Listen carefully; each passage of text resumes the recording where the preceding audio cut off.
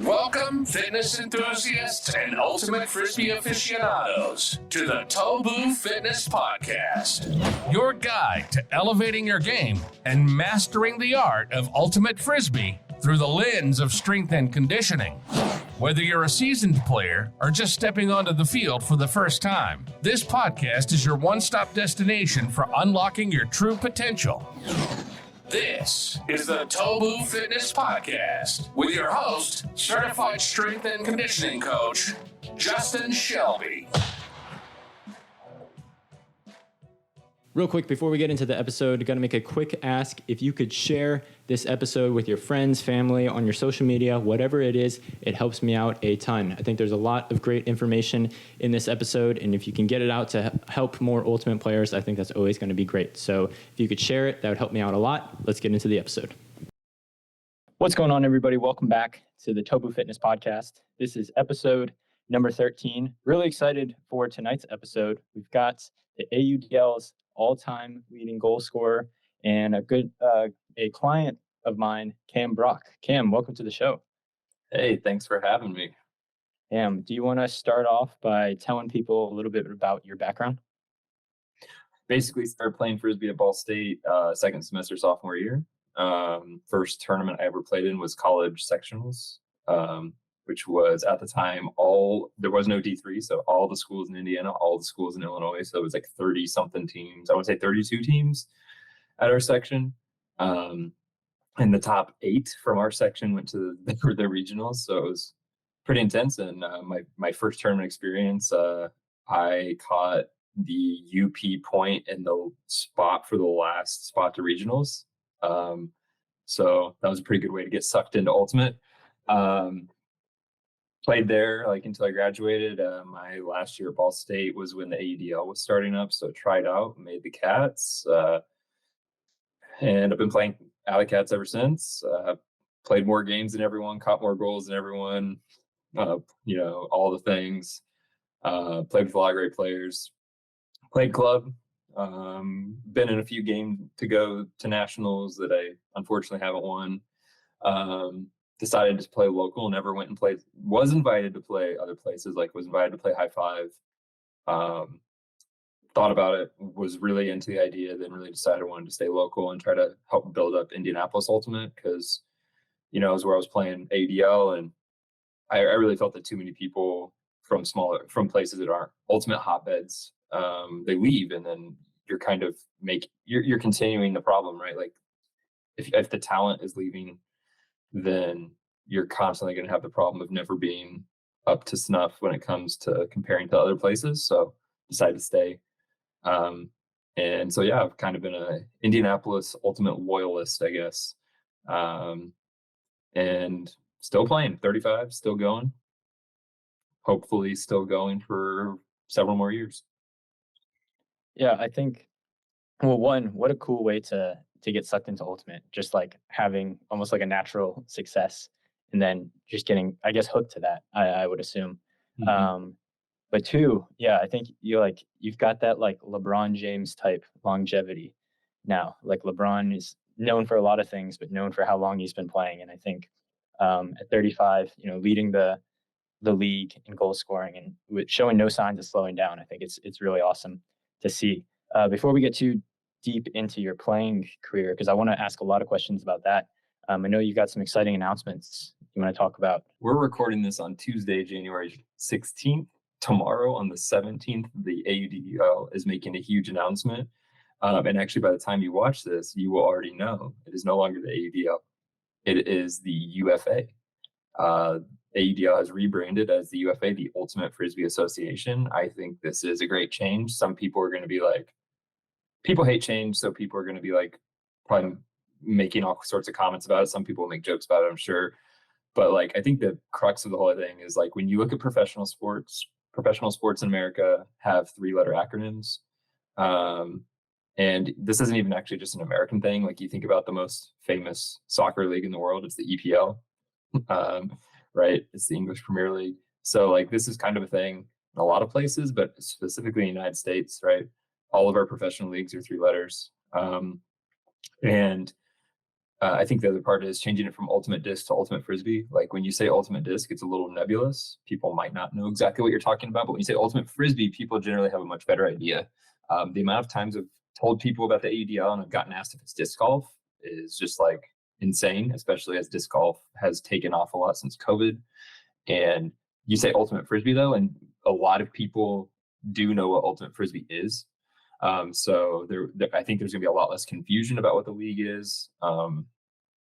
There's a new logo that goes with it, which I think is better than like the AUDL shield, because again, it's like you're going to see a player laying out for a disc, and that's emblematic of ultimate. So I think all of it's good. The UFA now owns the term frisbee, so it used to be owned by Whammo, who created frisbee discs. I believe if I've got all my ducks in a row, I believe it's the UFA owns that term frisbee now. And of course, now the UFA also owns the disc that it makes. It's no longer getting discs from Discraft. Like, we own the disc. We are producing the disc. I say we now, which is kind of weird because like now that I'm a host, also the other news is I'm hosting Swing Pass, which is also, if you're watching this and you're into semi-pro frisbee, you probably already know that. But that's the other thing. And now I feel like not only am I a player in the league, I'm kind of like working for the league too. So it's kind of I have a lot going on. I just finished tryouts. I just recorded my first episode of Swing Pass. I'm here on podcast with you. I'm obviously training. Oh, by the way, I'm also a teacher and I have a wife and 2 kids. So like, there's a lot going on. Quite a few things going on at the moment. But for Swing Pass, say they're bringing you on as a host. Is there like a specific role that they're wanting you to fill with that? I mean, I'm just the new co-host. So Daniel Cohen, I'm replacing him. He was him and Adam Ruffner were the 2 hosts, and they've been hosting it for, I want to say 3 years now, maybe even maybe 4 years. But they've done a great job laying the groundwork.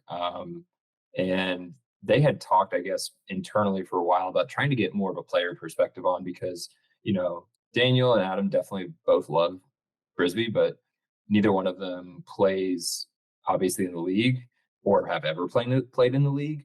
And they don't like even they don't play like high level club either. Like, I mean, it's just like they are 2 guys who know. I actually think they did a great job. Like when I listen to them, especially as an AUDL player, and I'm saying AUDL is in past tense because moving forward I will be a UFA player. I always thought when they talked about our games, they got a lot right in what they were talking about, and like what our game plan appeared to be, and like what we were doing and why we were successful. And like, I really appreciated that, because when I listen to some other podcasts talk about AUDL Ultimate, when I listened to Ultra World talk about our games, it was like listening. It was people who clearly looked for names they recognized and maybe looked at a couple stats, but clearly didn't know anything about the teams they were talking about. What they knew is what the players in those teams might mean to their club team, or like what they may have meant in the past at some point. But like, they didn't know what they were talking about in terms of the games that were being played at that moment. And it was just so clear that they weren't watching all season. And, Ultra World's covering all Ultimate. And I think that's the thing. They needed people who specialize in the AUDL to be doing those podcasts, because people who are trying to cover college and AUDL and club, and oh yeah, let's also throw in the Premier Ultimate League and the Western Ultimate League. Like, I mean, that's a lot of different leagues and division. Oh wait, I forgot high school. So like, when you have those people trying to cover all, like, you're just not going to know it in depth enough. So my role coming in is just like, give us your player experience. Like I've played more games, more points than anyone in this league. I've been to championship weekend. I've been there as an analyst, been there as a player. I have obviously played with a lot of different people here locally as well, played against a lot of really good players. It's just like, they felt like I might be able to add something different than what they were able to do with them and Daniel, with Adam and Daniel. So Daniel, I thought, was great.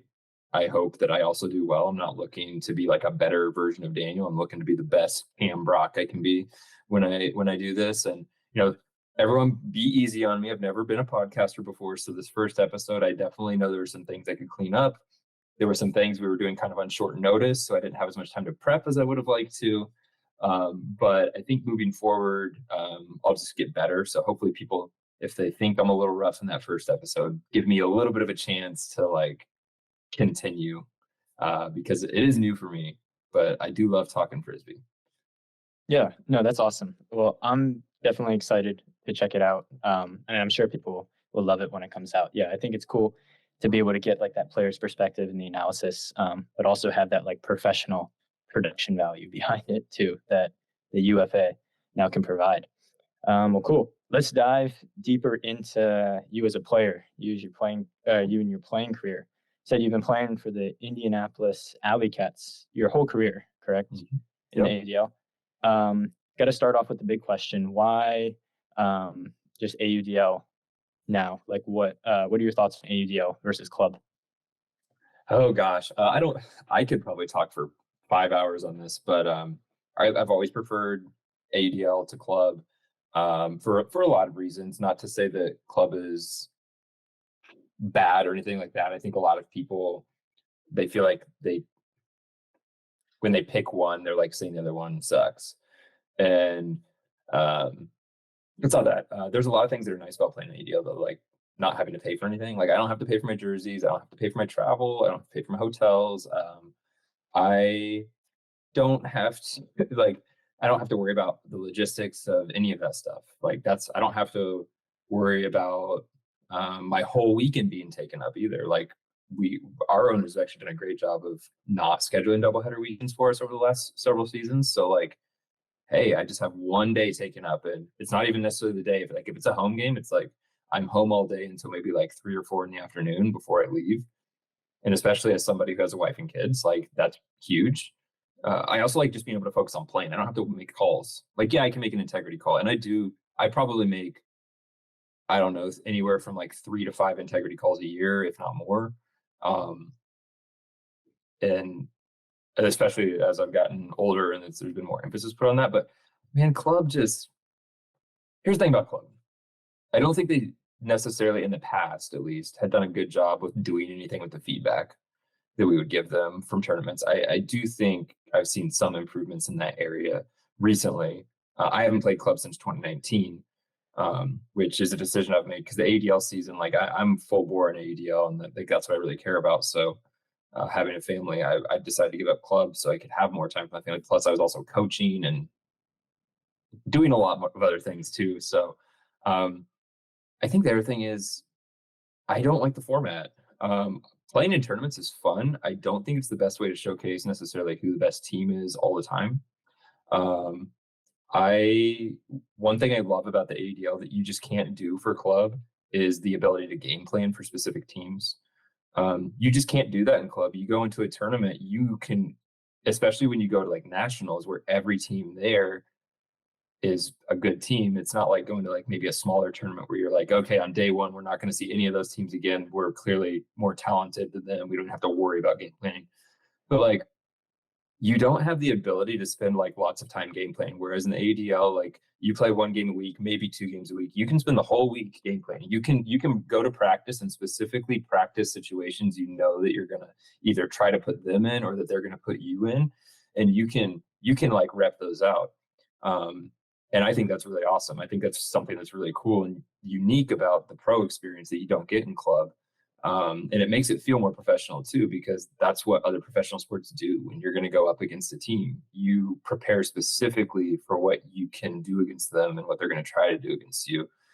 And you just don't have time for that in a tournament setting, because in group play, you're playing 3 games on the first day, maybe, right? And then you find out at the end of that day who you're playing the next day. So at best, you're getting some mental reps, maybe, but there's also not the film available that you can get from the AUDL where you can actually like watch everything. There's just so many things about it that kind of make it more of a crapshoot. And I think I like an AUDL where you can really plan for somebody and the coaches really come into play. Like, I don't think coaches come that much into play in club. And I know that they can affect the team and can affect the outcomes to some extent, but not to the extent of an AUDL where they really are game planning and drawing up schemes and stuff like that week to week. So I think that's another thing that's cool is how much more important the coach role is in the AUDL than it is in club. Yeah, I think I've never thought about it that way, but it almost sounds um, like it makes the sport more professional in a sense. Like I know that's technically the goal with the AUDL is, making it a professional organization, but like you're saying, like that week to week, like you can game plan for one team. Like that's exactly what the NFL does, right? Like you've got the entire week to game plan and strategize. And you're exactly right. Like a lot of times with club, like even like sometimes it's not even like at the end of the day you find out who your opponent is next week or for the next day. It could literally be like you just won this game, so now all right, now in 15 minutes we have this opponent. Yep. And yeah, you're just kind of like you're throwing your same game at like different people and just hoping you can beat them. Which I guess to each their own, but yeah, I like your points about like being able to strategize. I think that's cool in the coaching role. Talk to me a little bit about the AlleyCats. So I know you said you just wrapped up tryouts. How are you feeling about going into next season? Feeling good. A little bit of trepidation. We had a few really big pieces for us that aren't returning this year, which is always sad. Two guys in particular that have played really big roles over the last couple years. So Jeremy Kaish is a guy for us who played O-line this year and about the last half or last quarter or third or I don't know, however much in 2022. And he's just not just a great player, guy who just seems to always be open, but just like a great guy to have on the team. Like, gonna miss having him around both personally and from a player perspective. Another guy who's been with us for a long time and who has been him and Nick Hutton have been, I think, without question, our two best defensive weapons for as long as I can remember, and that's Jake Fella, aka Specs. He's another guy who's just an awesome guy too. Like I love all my teammates. I love having them all around. And Specs has been around since I want to say like 2015 or 2016, so it's been quite a while. And he was a pretty high impact guy right out the bat. But him and Nick Hutton have been monsters defensively for us basically forever. And you can't really replace him. I mean, he's like 6'2", 6'3", long, fast. I think he actually led our team in points played last year, or like at least from our D-line, played more points than any other D-line player. Typically our O-line players have the most points, but I think we all kind of missed a game or two, and I don't know if he missed any, so he may have actually led our team in points played last year. He was kind of a monster. So that stinks, but got some new talent coming in, which is exciting. I don't want to announce anything officially in terms of guys who are going to sign, because I'm sure the team will want to do that. But there are some players who played for some other teams who were some of the best players on those teams coming to us. I know at least one of them has signed, and the other one I believe is going to, but I'm not sure if he has officially signed yet. So that's exciting. Obviously not only does that help us, but then it actively hurts some of our opponents that they're losing those players. So that's like a double win.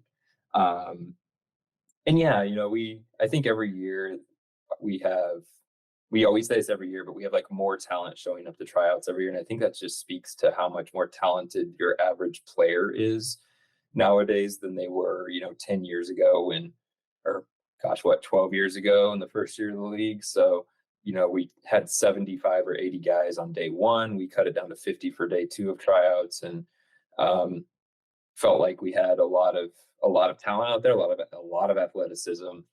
I'll be really excited to see who makes the team. And one thing I've done the last couple of years is every year after the roster is released to us is I always put everyone's phone number in my phone that wasn't a teammate before, and I start texting them all immediately, like the day that comes out. So sometime in the next 3 or 4 weeks, probably when we get that final roster, I will be entering all those new phone numbers in, texting all the new players, welcoming them to the team, asking them if they need anything, and just trying to make sure they feel comfortable and that know that we're excited to have them on the team. So yeah, that's awesome. What other things do you do to kind of fill in that like veteran / like leadership type role for the team? One thing I think everyone knows me for this at this point on the team, and it started to reach where like people all over the AUDL kind of, or UFA know this, which is I just work hard. Like I work hard when I'm at practice. I work hard when I'm not there. And people know that. I wrote an article almost a year ago now. I think it was like March or April of last year about how people need to stop complaining and work harder. And my first thought was people are going to think I'm such a jerk for writing this. Like people are going to make fun of me. But I was like, whatever. We're trying to write content to like up our website. And I'm like, you know what? I kind of want to write this article. And it was like the complete opposite. Like we went to Atlanta for our first game and I had people like, like players from Atlanta. Like I read your article and like, dude, like you're so right. Ryan Lieberman of the Ringer the Ultimate podcast read it, and now he like has a workout sheet or Google sheet that we share, and we like put our workouts on there, and he like literally references that article all the time. He's like, dude, I'm in the best shape of my life, and it's because you wrote that article, and like I don't want to make excuses for not working out anymore. I ran into a guy at college nationals. It was in Cincinnati, so we drove over to support UMass because Carter Hawkins plays AlleyCats and he plays at UMass, and they were in the title game. And a guy who was there working for one of the vendors came up to me. He was from Portland, and he's like, I'm on Portland, the Nitro. I think he was a practice player. I can't remember. And he's just like, I read your article, man, and I loved it. And I was just like, this is so the opposite of what I was expecting people to say. I thought people were going to be like murdering me for this article. And it was the exact opposite. People were like, you're right. Like I make too many excuses and like I need to work harder. And I was like, okay, never mind. This was apparently a great idea to write this article. So that's pretty funny. But that's kind of one thing I like just try to do is I try to work hard. I try to, practice what I preach. I tell people to work hard. Like one of the first things I did last year was all the new players. I sent them an email and said, if you are not in the gym lifting, working out, then you don't really care about this. And I said, I'm tired of at the end of every year, people talking about how mad they are that we lost when I know that some of them didn't do anything to prepare before the season started. So I was like, here's a workout plan. I had a guy making plans for me last year named Connor Hansen. He's strength and conditioning guy with a Cats practice player a couple years back. And I was like, here's the program. Like, do this program. If you have nothing else, do this. And I had a few guys immediately like email me back, like I'm in. Jeremiah Branson was one of them. And we text all the time now about work. Like I'm in the middle of my workout. I'm like, oh, I just PR'd on this. He's like, oh, I PR'd on this. And we're just like pumping each other up. And I will do that for anyone who wants me to. You listening to this podcast, 765-404-5997. Text me if you need some motivation. Let me know your name. Let me know what team you play for, what team you want to play for. I am more than happy to pump you up when you get a PR on a lift. More than happy to, cheer you on days where you're like, man, I don't feel like working out today. I'll be like, get your butt in the gym, get your butt on the track, whatever you need to do today. You can text me. I'm more than happy to pump you up. AJ Merriman, I'm so sorry I wasn't at Shredfest when you were here in Indy. I wish I could have been there. I know you had him on the pod recently. He was in Indy did a little Shredfest clinic, and I was at a wedding that weekend. And I've always wanted to meet AJ and get a chance to play with him. Missed my opportunity. Sorry, AJ. I'll regret it forever. That's so cool, though. We'll put all that info down in the show notes. So yeah, put the phone number in there. Let the people find it. I'm sure someone will troll me with some stupid text, but seriously, like if you want someone to motivate you, I will cheer you. I will be your biggest cheerleader. I'm all about people reaching their potential by working hard. It's what's made me successful as a coach. Like I have been a very successful coach at Brownsburg schools where I'm at, where I teach. I was a successful ultimate coach when I was doing that. And my big thing is I get my players to enjoy the hard work, to look forward to the hard work. And it has been a lot of success, whether it's been ultimate, whether it's been cross country, whether it's been basketball, whether it's been football. No matter what sports I've been coaching, we've been successful. And I think that's the big reason why, is because especially at younger ages, if you're just willing to work harder and enjoy it too, like you're going to already put yourself above your peers. Right. And I think there's something huge to be said too about, and shout out John Shelley, who's my club captain last season, who told me this. But like, you can kind of put out like a message just to your entire team or to whoever, but there's like a big psychological difference when you're like reaching out individually. And I know last season for my team, like I put out a message into our team group chat, like, hey, I'll train you for free if you want, right? Just tell me your goals. And a couple guys reached out, but I think that kind of or what you said, I guess, kind of set up in my mind that like next season I need to reach out to like each person individually and be like, hey, like what can I do for you, type thing. Because exactly that, like I think that's huge as well. Like people complaining about the result or whatever at the end of the season, or even just like at the end of a tournament. Um, but it's like, what did you do to prepare yourself? And I think the even bigger one that like the one that irks me the most is people getting injured from like overuse injury. Like if somebody twists an ankle, if somebody gets like laid out into, like not much training can do for that.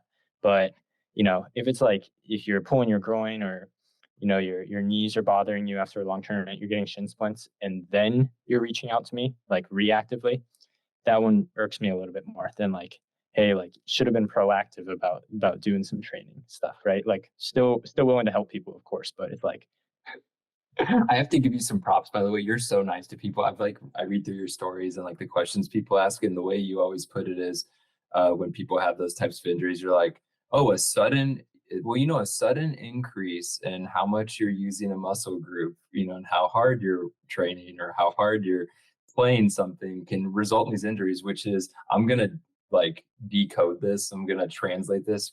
What Justin's really saying is, you didn't do anything for the whole off season, and then you went and played an ultimate tournament. Of course you got injured. You have to prep your body. And I had somebody, this is hilarious. I don't really keep in touch with too many people from high school. I live like an hour. So I went to high school in Lafayette, about 10 minutes from Purdue's campus. I now live in Indianapolis, about an hour away from where I went to high school. And so I don't see a lot of people from high school. But not that long ago, one of them popped up on a social media account. I can't remember which one. They're like, man, like, how are you still, like, you look the same as you did in high school? And I'm like, how are you still jumping like that? I'm like, well, the difference was I kept moving and you didn't. Like, like that's really it. Like, it is way easier. Think of it in scientific terms, right? Something that's in motion, it's easier to keep it in motion than it is to take something that's completely stopped and put it into motion. And I'm not using scientific terminology when I say that, but something in motion is easier to keep in motion than it is to start from nothing.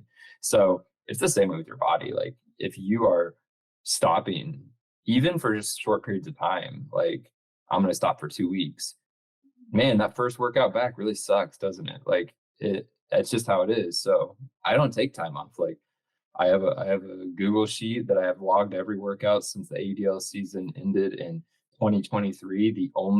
The first day after we lost, I didn't work out because we were in Minnesota and I had to catch a flight back. And then the next day my workout started. Like I have worked out on average about, I think looking at it last, about 9 out of every 10 days. So I'm working out 90% of my days. And with the exception of when I got the flu and I was out for a few days. But outside of that, I mean, I just keep going, just keep moving. And you're a big part of that, actually. I know, I'm sure you'll ask about the training program and how it's going, but like I've always had something to do. But I've really enjoyed the TOBU fitness stuff that I've been doing. And I'm really glad I reached out to you because I wasn't sure if I was going to. I was like, yeah, let's do it. Because I kept seeing your name pop up and I liked what I was hearing you say and what I saw as your product, because I've been around the block enough now. I'm not an expert on this stuff like you are, but I've learned enough to know what a bad workout program looks like, but not enough to necessarily program myself the best workout program, which is where people like you come in who know what they're talking about and can kind of guide me down that path. So That's been a great experience. And if you're listening to this podcast and you're looking for something to get you ready and for someone who's going to work with you as an individual and not just treat you as like a mass client, and like Justin's your guy, right? TOBU Fitness is your program. So yeah, thank you for that. I appreciate that. Yeah, do you want to talk a little bit about what the training's been like, but also if you want to touch on kind of what you've done in the past, like what's been successful for you? I think that'd be good. sure. I started off as a young idiot athlete like everyone else, and just kind of took some stuff that I did in high school and took some stuff that I knew was generally okay and just kind of went with that. Probably the biggest training mistake I ever made was, I want to say it was in 2013. Let's see, I got married in 2014. So this would have been like preparing for the 2014 season, I think. So I always had kind of a naturally strong lower body. I was always fast and could jump high. And I like kind of had these naturally kind of beefy thighs that I didn't really do a lot of lifting to kind of get those, but I did a lot of explosive sports. So like I did a lot of playing basketball, a lot of soccer. I was a track athlete. So like all these things that kind of would push those muscle groups, but not a lot of focused lifting. So I made the mistake of like, I am so like kind of jacked in my lower body. Let me do some upper body lifting so I don't look like two people's bodies got mashed together, where I've got like the super scrawny upper body and then like the super jacked lower body, and it kind of looks like I don't belong together. So I started doing some focused upper body lifting, and I did get shredded. Like I put on like 8 or 9 pounds of muscle, and it was like one of those things where you could like legit see like every muscle in my upper body. I was like kind of like Instagram ready, if you will. Then we had a preseason scrimmage at Cincinnati. Us, Pittsburgh Thunderbirds, and Cincinnati Revolution went and played on Cincinnati's campus in their bubble in like January. And boy, was I slow and like getting tired so fast. And I was like, oh, this feels awful. And it was all because I'd put on like 9 or 10 pounds of just upper body muscle that I just had to carry around with me, that wasn't benefiting me as an athlete in any way, because almost none of what you do in ultimate like requires a ton of like upper body strength. You need the core strength, and like you don't want to be completely devoid of muscle, but like when you're playing a sport like ultimate, which is for all intents and purposes a running sport, a stamina based sport, the more weight you're carrying around in your upper body, like that's just tiring you out.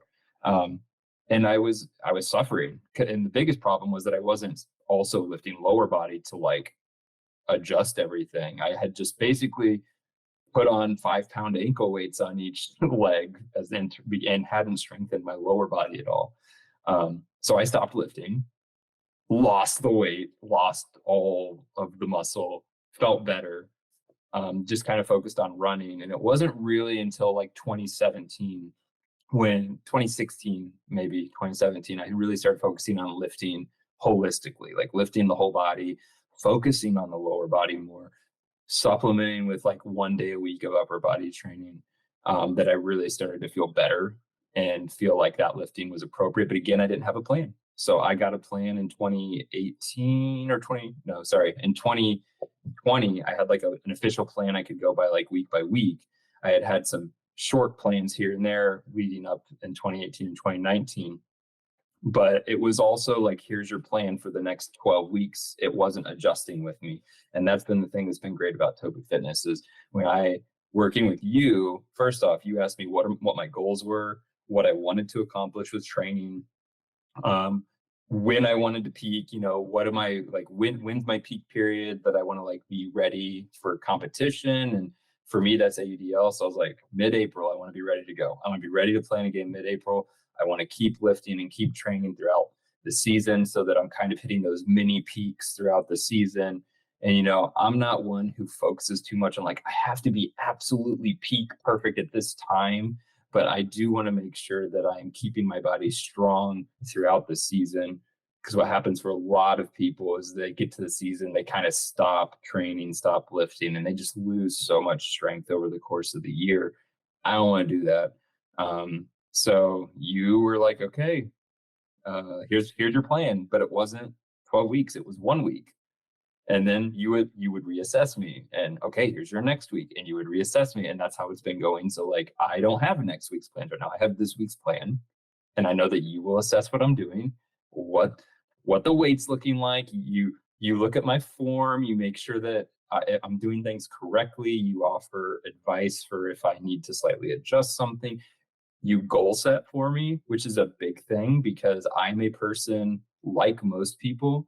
I will reach the goal as you tell me, but if I don't know what the goal is, I just as easily can fall into the same trap as everyone else. Is like, I'll just kind of do what I've been doing, maybe go up a little bit, but maybe not be quite pushing myself as much as I need to.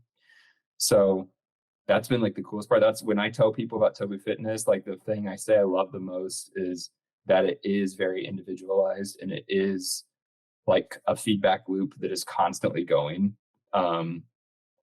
I actually text you probably more than anyone right now. I'm not even kidding. I text you more than my wife.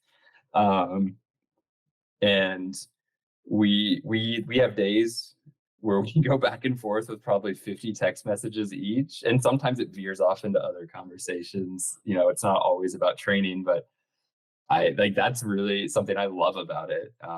Hopefully I don't think I'm bothering you. I feel like you would have told me by now.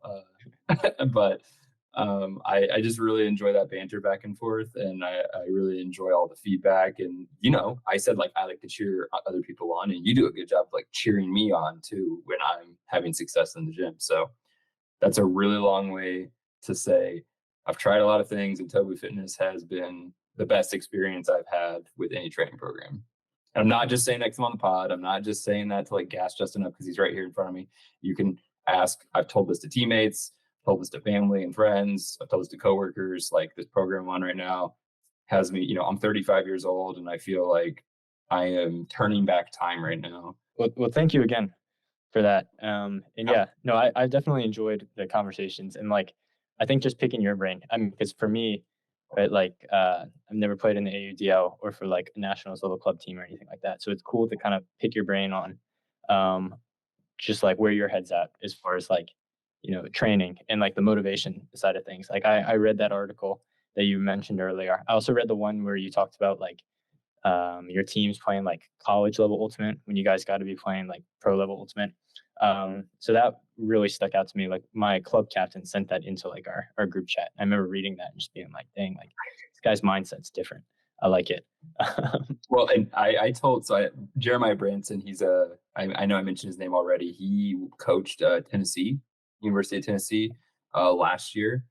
And after they had finished their spring season, you know, we were kind of talking about this stuff, and I was like, you know what a big problem is, like and this was not that long after I wrote that article, so it's still kind of fresh in my mind. I was just like, if you asked the average ultimate player, they probably would say they work really hard. Like, they would probably tell you they train really hard and that they work really hard. And then I told him, I was like, and he was probably not going to come coach, and he's not coaching again this year. But I told him, I was like, you know what would be a great exercise is to like get your whole team together, whether it's in person or on Zoom call, and just ask them, like, you know, raise your hand if you felt like you did a lot of work to get ready for the season, not just showing up to practices, but like you did stuff outside of organized team activities.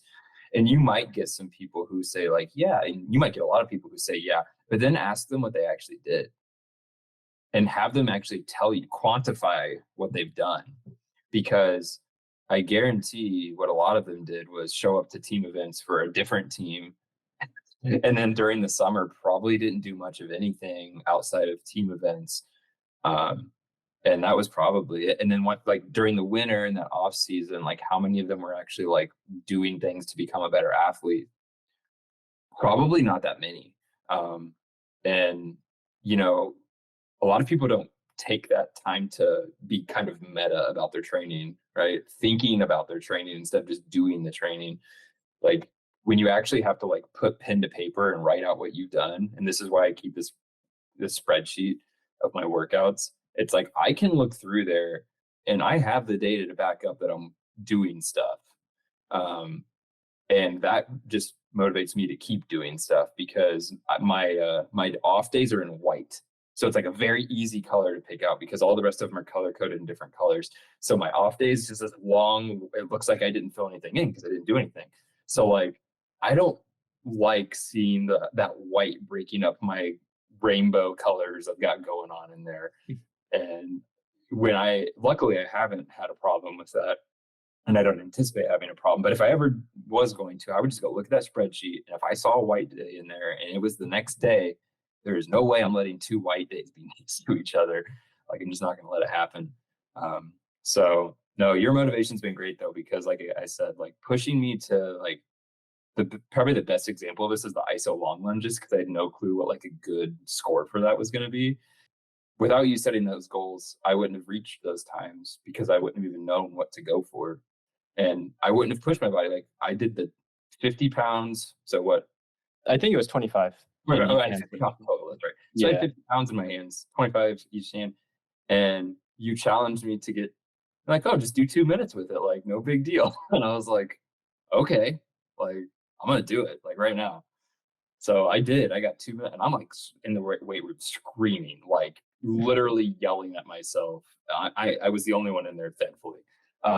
But I was literally like screaming at myself to get 2 minutes, because that last 30 seconds was just pure adrenaline. But I did. Like, I was just like, and I never would have done it if you weren't challenging me to do it. So that was great. That was probably my favorite moment of training so far, just because I know that I literally was like pushing myself to the limits of what my body could do, because it was something. Yeah, no, that's awesome. And for people that don't know, for the listeners, what an iso long lunge is you're just down at the very bottom of the lunge position with your back knee just hovering over the ground. So imagine holding that, and if you've never done it before, if you do it with no weight, you hold for like 15 seconds, your legs are probably going to burn. So Cam did that.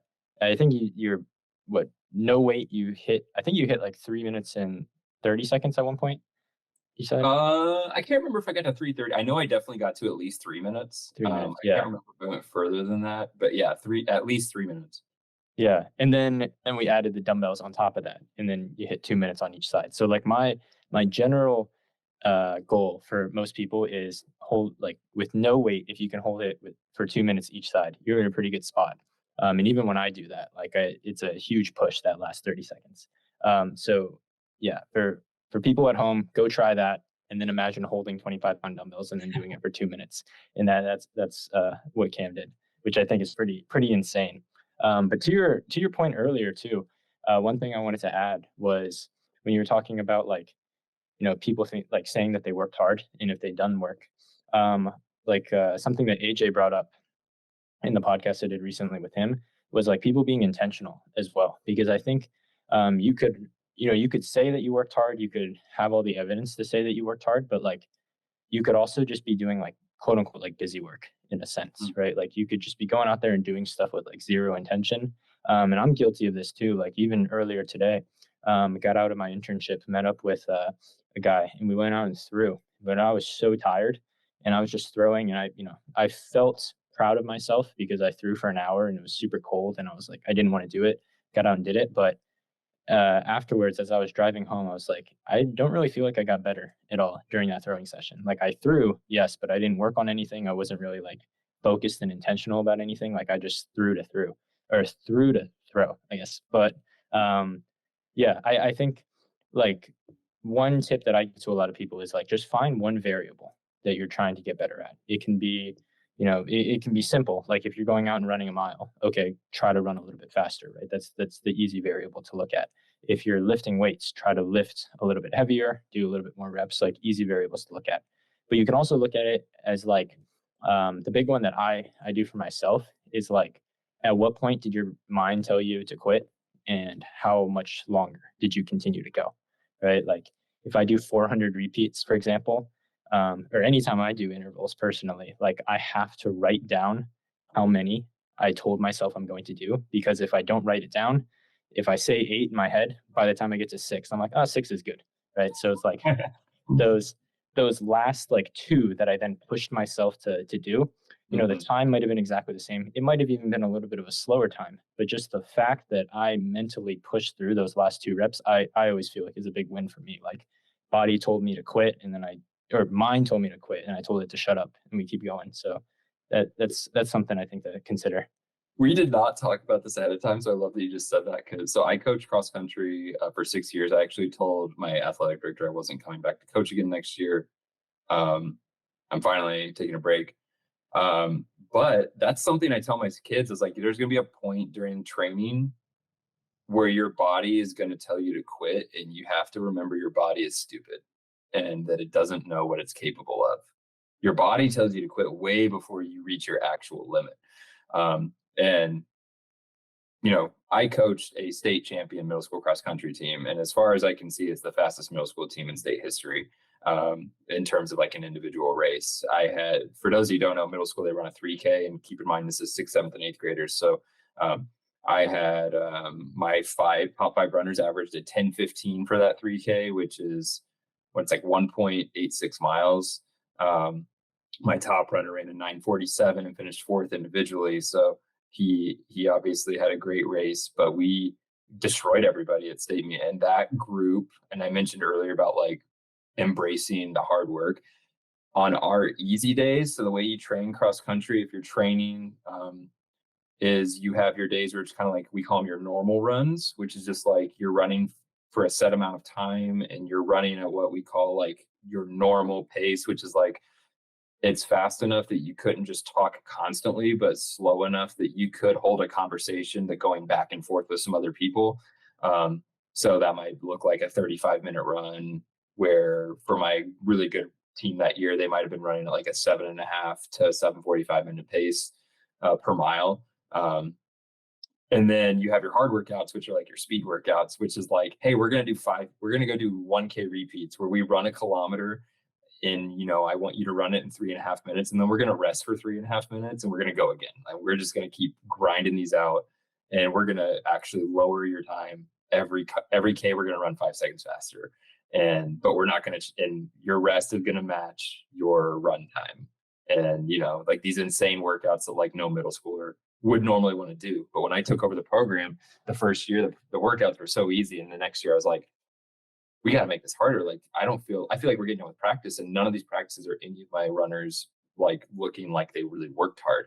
So the next year I kind of took over all the training, and I was just like, it was a rude awakening for those 8th graders who had been there for 2 years already and had never really known a hard workout in their life.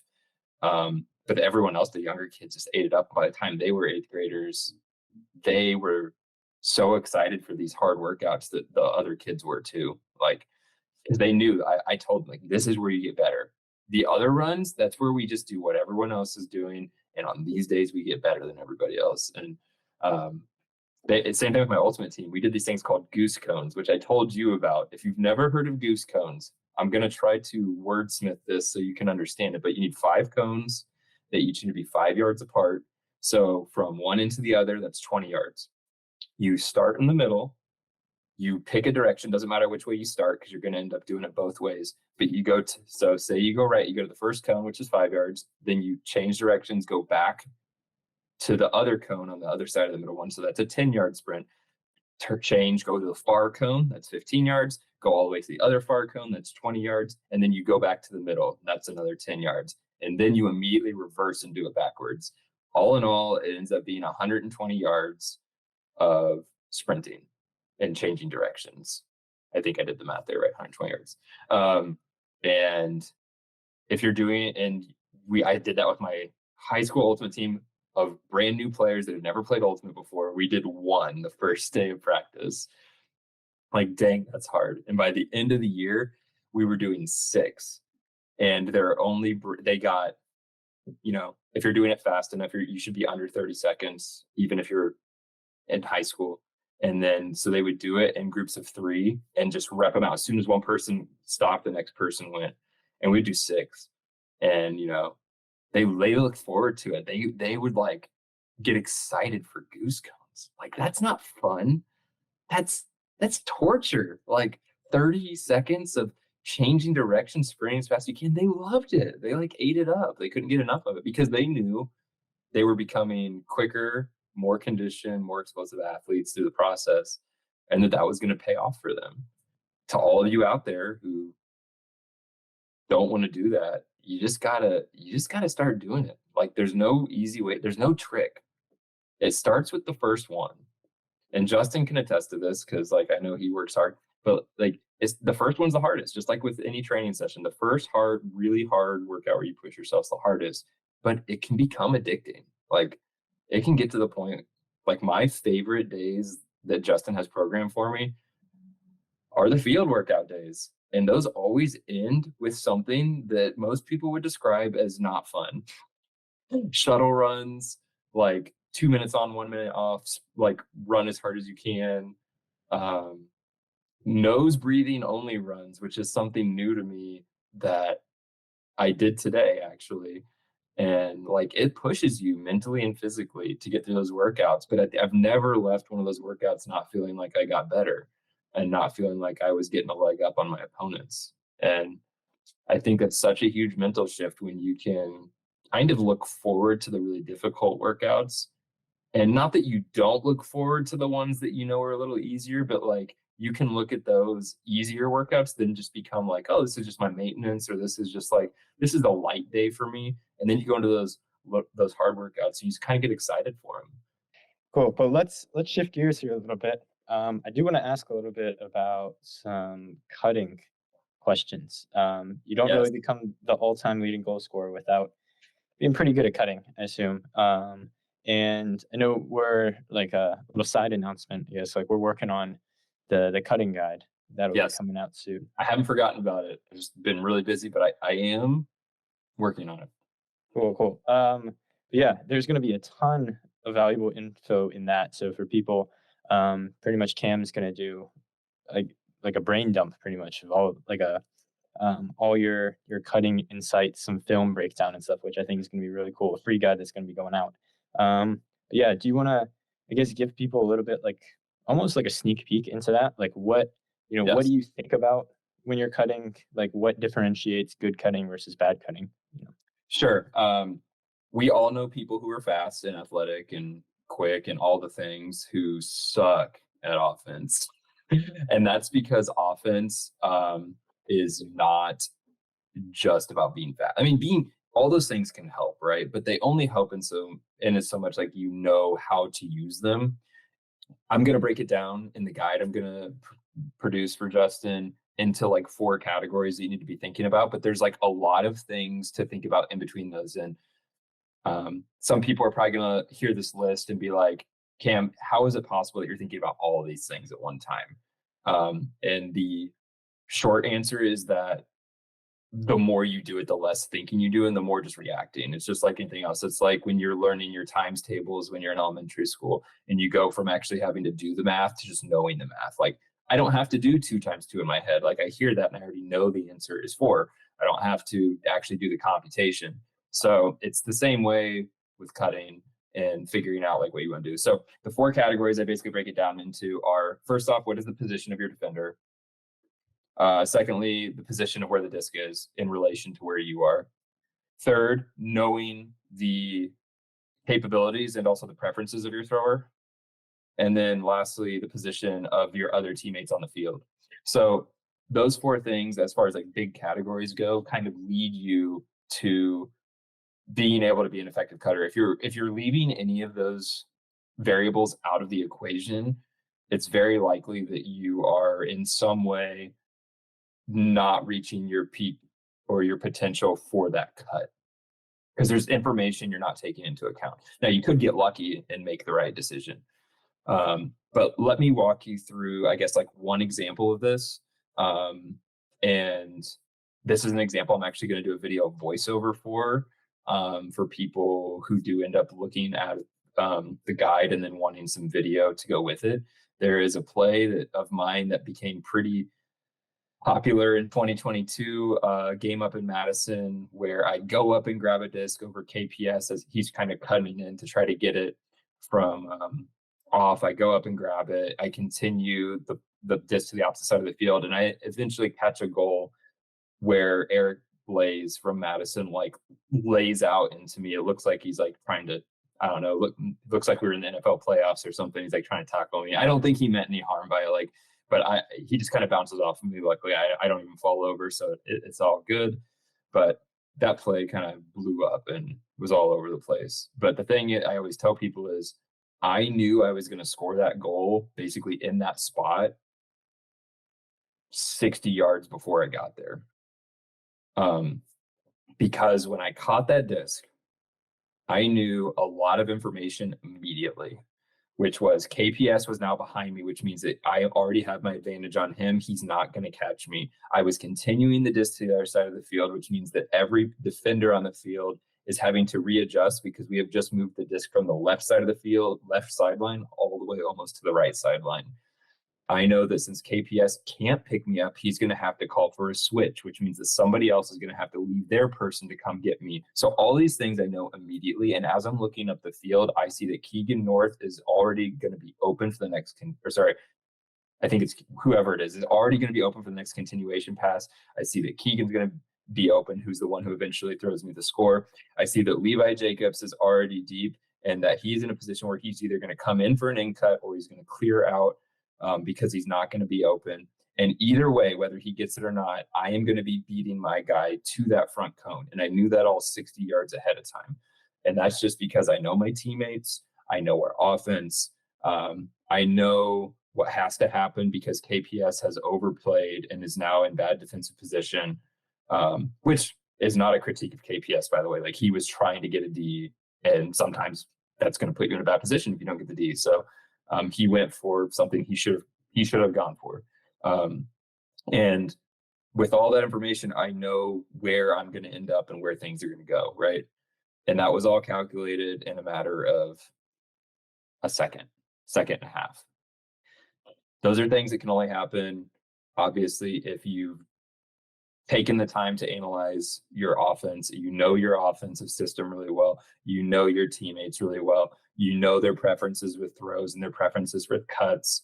All of those things taken into account allowed me to know that ahead of time. Obviously, this is going to be really difficult if you're new to a team and have new teammates. It's going to be difficult if you're a newer player and just don't have the reps in practice and in games of knowing where to go instinctively and where your teammates are going to go. But like, thinking about all these things is really helpful. It's a helpful exercise. AJ talked a lot on the pod that you did with him about, closing your eyes and opening it back up. And if you're surprised at what's happening, then maybe you need to like do some more film study. I'm kind of butchering a little bit what he said, but that was the gist of it. And it's kind of this, you can do that same thing with kind of what I'm talking about here with cutting. Like, you could pause at any moment and like, based on where the disc is and the position of the players, like, what should the next cut be? Like, now sometimes you can't see because the way AUDL is filmed, sometimes you can't see the person who's actively cutting, so that can be difficult, but you can find instances where you can. And like, when you pause it, when you see the person who's actively cutting and you look at their defender and you look at where the disc is, you look at where the mark on the disc is, like all of these things, like what makes the most sense for that person to do, right? This also includes taking things into consideration, like, do you have a speed advantage or are you at a speed disadvantage? That's going to greatly affect like what's going to be most effective for you. Also take into account, like, do you need to be the person that catches the disc? The amount of times I have cut deep and taken my defender and like Rick Gross's defender with me, and then Rick gets a free 20-yard under, like, that's just as valuable as me going and catching it. Like, it's not about me. And that's the other thing, being a selfless cutter can pay big dividends for the team. And also, the funny thing is, sometimes when you are that selfless cutter, you still end up getting the disc later because you've created chaos in their defense.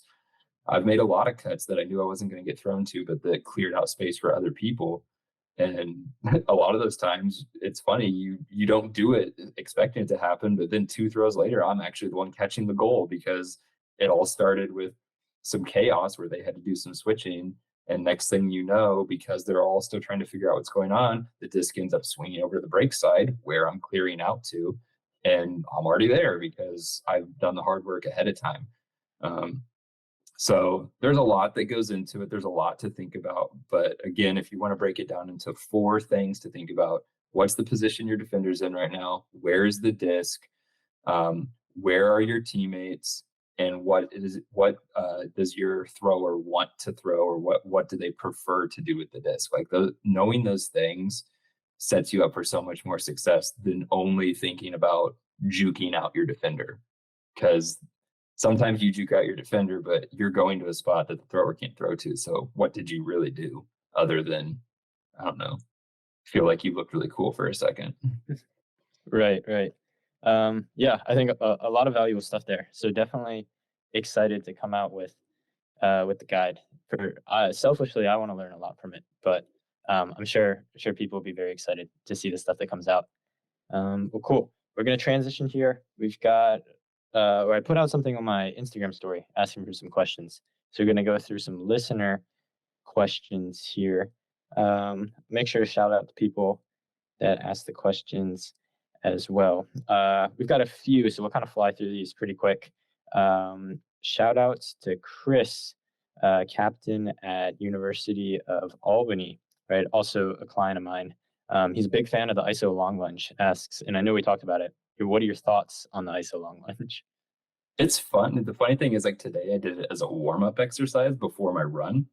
And it was like two reps of 30 seconds on each leg. And I was doing stuff on my phone during them, and I was getting to like 45 seconds without realizing it because I was like doing something on my phone. But like, that's the thing, like 45 seconds to me at this point is just like, I don't even realize I'm doing it. So I like it. I mean, it was a new challenge for me. I especially loved the weight when you added the weight. And also, Chris, I don't know if you've done these, but the toe raise, like the calf raise with the ISO in the ISO lunge position, that is not fun, but it is great. Like I know it's good for me, but man, I don't know if you've gotten to that, but when that hits your program, you're gonna know. Yeah, that's a tough one. I'm not sure if we've done that with Chris yet, but it's definitely coming in the future if it hasn't. Next question. I'm sorry, I cannot pronounce your name. I don't want to butcher it here, but you'll know the question. Best ultimate advice you ever got?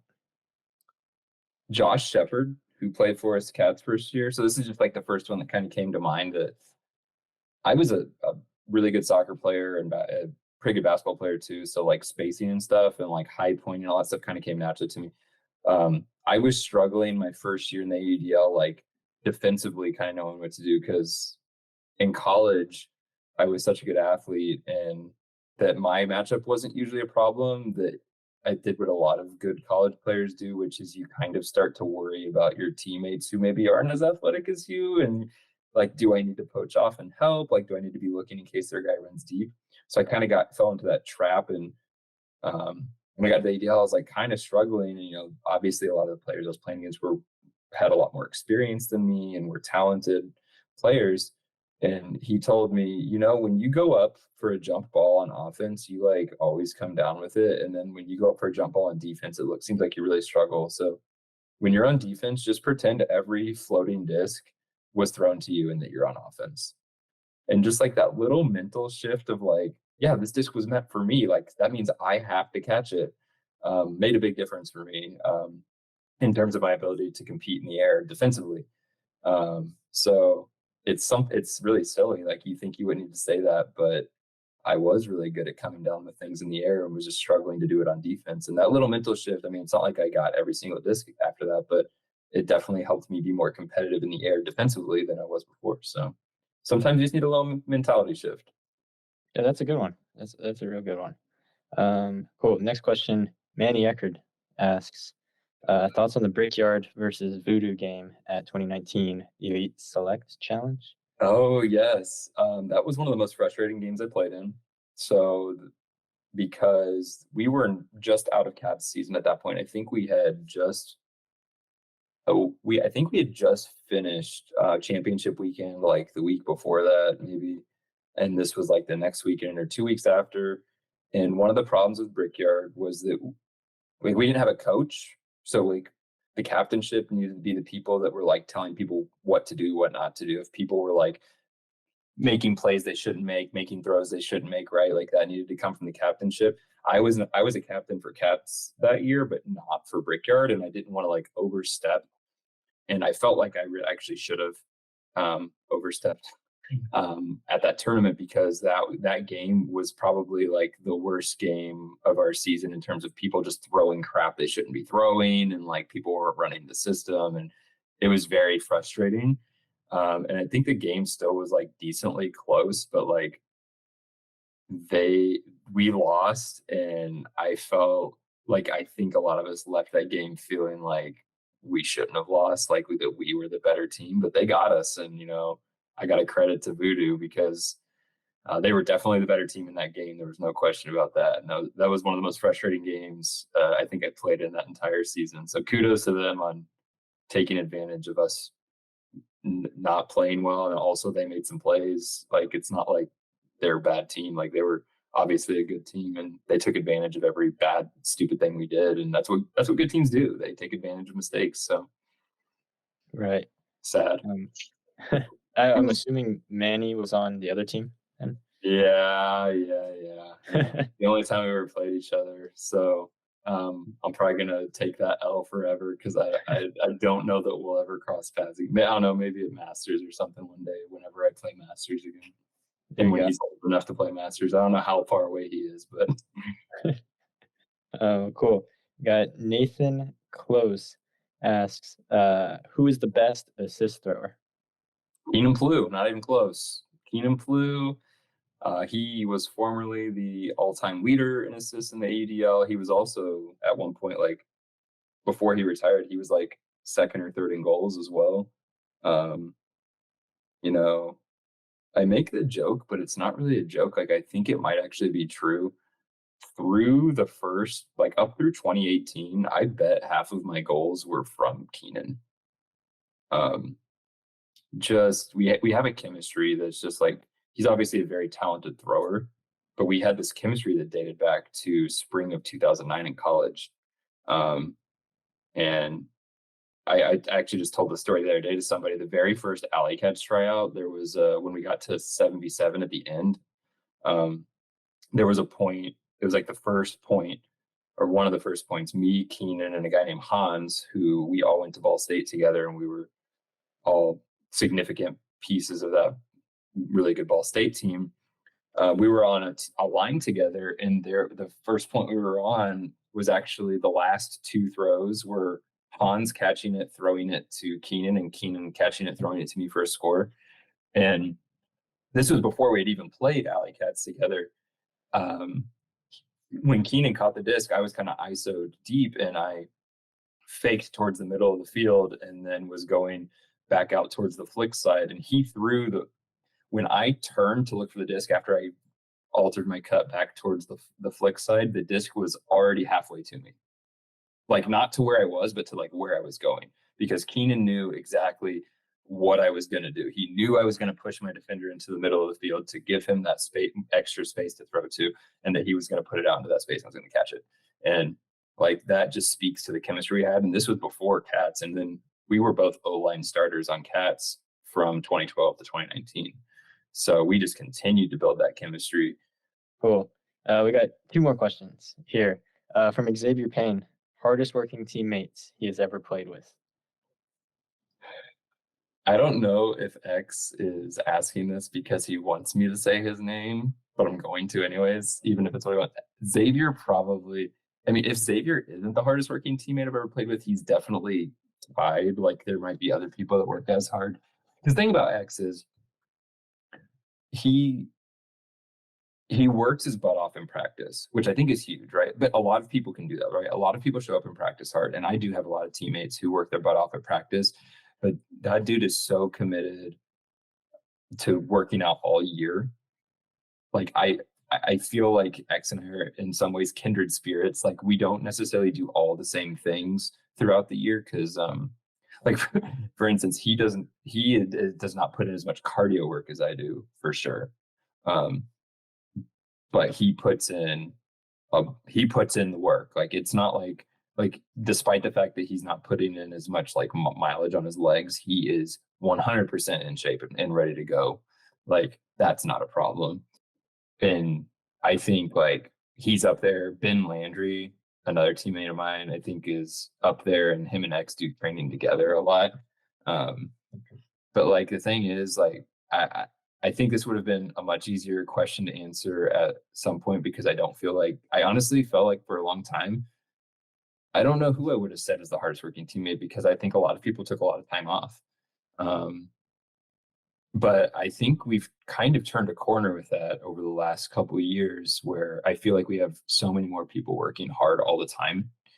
Or at least if they are taking breaks, those breaks are much shorter. Like they're taking a couple weeks off after club is over and then getting back into it, instead of like waiting until January 1st to get back into it. So, but I think Xavier probably has to be the answer. And I don't even know if I can say anyone's tied with him. I think it's got him. It's you, Xavier. It's you. You work your butt off, and I'll brag on you because he's a great player. I mean, he was on Machine, who just was runner up at Club Nationals. Clearly, the guy puts in work to be able to go play for a team like that. And, he transitioned to our O-line last year, and that was due to a lot of hard work on his part. I remember when he was like a little baby, like basically right out of high school. And the transformation from then until now is like unreal, not just like physically, but like as his skill too. So XP the Great, it's you. Nice. Cool. Last question we got. This one's from me.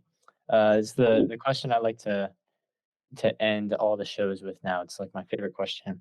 But we talked a lot about the answers to things, right? Like, but I think any great mind is really thinking about asking better questions than they are finding answers, right? Like, I want to know, what are the things that the greatest minds are pondering? Like, what keeps LeBron James up at night thinking about basketball, right? So for Cam Brock, what are the big questions you're pondering in regards to Ultimate? Oh gosh. This is hard because I'm extremely hard on myself. I know I think I shared this with you, right? Like a feeling that I have, but just like, it's always like, what can I do to be better today than I was yesterday? And I do like some other people have started to look at me as like this person, I guess, who is a good player, or like someone they look up to, or someone they're excited to guard. And that's like really cool to me. But I still feel like the kid in 2012 who didn't even think they were going to make the team. Like, I have this weird dichotomy of both being very confident and also feeling like I have a lot to prove at the same time. And I'm kind of always looking for like, what is the next thing I need to do to prove myself? What is the next thing I need to do in order to be worthy of keeping my spot on the O-line for AlleyCats? Like, I don't feel like I ever measure up exactly to where I want to be. And I feel like there's always things I can get better at. So it's really hard because on a day-to-day basis, I might have different questions than tomorrow than I do today. And it gets really bad during the season because every mistake I make, whether it shows up in the stat sheet or not, kind of like haunts me. My 600th goal actually shouldn't have even happened when it did. I made a bad cut. I reacted because I was open and I had the opportunity, but actually Jeremy Keish was behind me and was open. So like I started to cut, realized Jeremy was there and actually in the right spot, and he's actually the one who should have been cutting and stopped. But what ended up happening is basically he didn't get the disc either because I had made that mistake, and then I ended up catching it like 2 seconds later. And I'm like, I shouldn't have even caught that disc. Like I shouldn't have even scored that goal there. So like even things like that were like, to everyone else, they're like, oh, Cam Brock scored a 600 goal. And to me, I'm like, I should have even scored there. Like that should have been, Jeremy should have scored there. Like I made a mistake there. So like for me, it's always about like, I want to play the perfect game. The perfect game is like so impossible because in a sport like Ultimate that's free flowing, you're going to inevitably make some errors. You just hope that they don't affect the outcome, or they don't lose you the disc.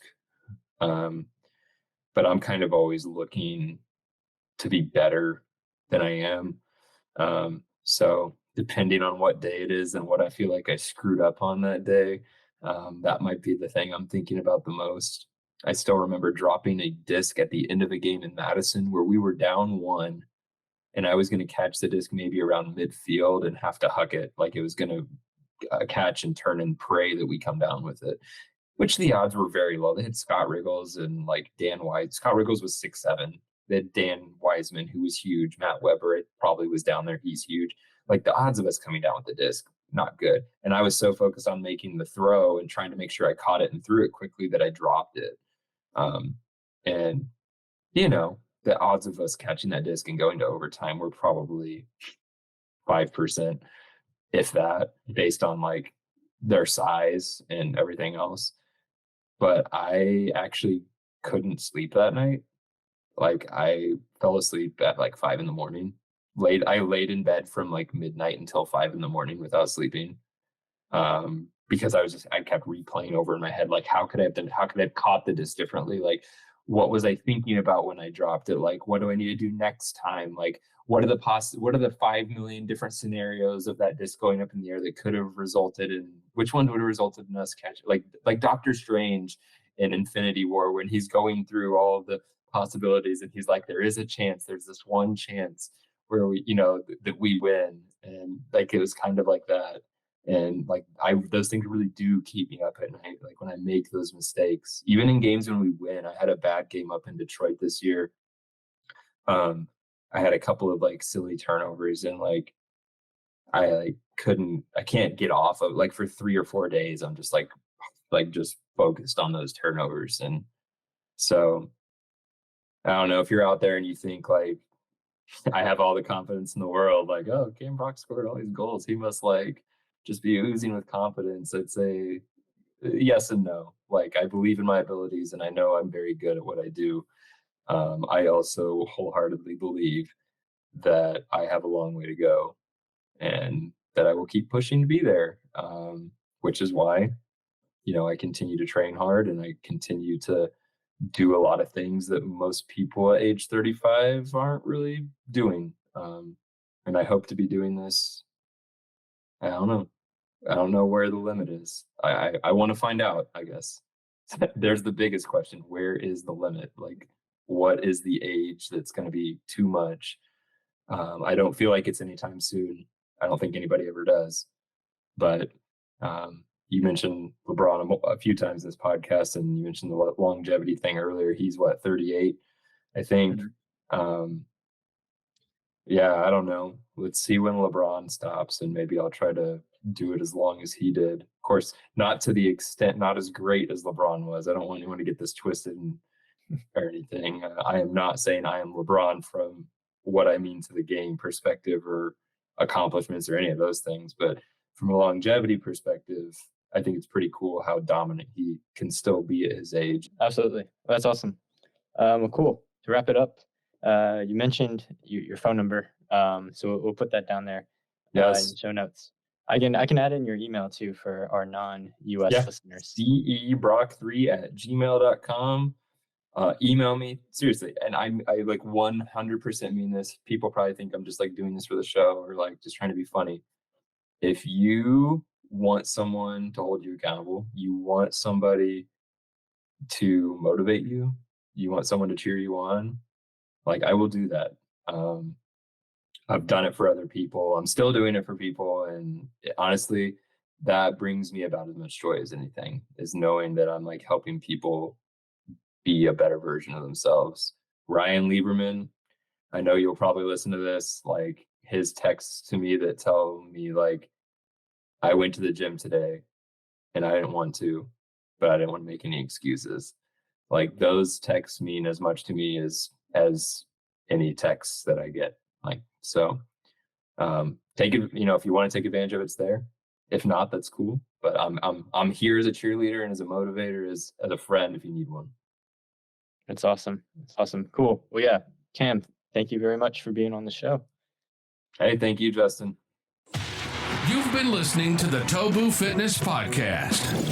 Our passion is to be your guide in elevating your game and mastering the art of ultimate Frisbee through the lens of strength and conditioning. No hype, just substance.